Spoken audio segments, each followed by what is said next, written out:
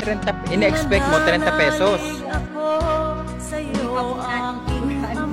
Oo, 30 pesos. Anong mabibili nun? Ha?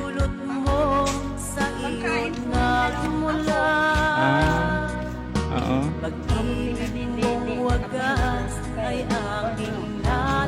Apo. Ilan ang anak mo? Bali, ang anak ko po nasa akin, isa lang. 5 po sila. Oo.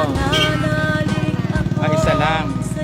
Tapos, ilan ang apo mo? Doon po sa akin, 2 apo. Baby ang isa. Ay, gano'n?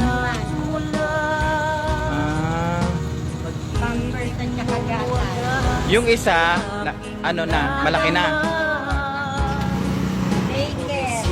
Dito ka, di mainit. Tayong nakakaba.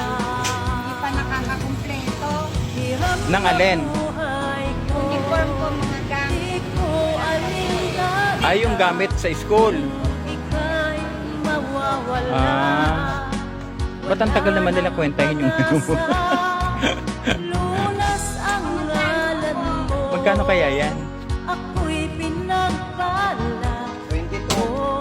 22 lang. 22 pesos lang yun? Mga 30. 22 pesos. Sige ate. Okay na to. Oo.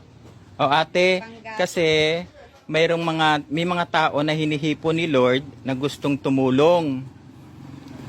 Nakita ko naman sa iyo, bit mo yung mga sako ng kalakal. Tapos sa dami nun 22 pesos lang. Oo. Tapos sabi mo wala pang gamit yung apo mo sa school. Ganon. Oo, ngayon may mga taong hinihipo ni Lord, nagpapaabot ng mga tulong.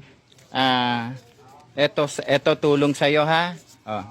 Eto ang 2,000. Siguro makakatulong naman sa iyan. Malaking bagay yan, di ba? Kesa naman doon sa 22 pesos na napakarami, di ba? Oo.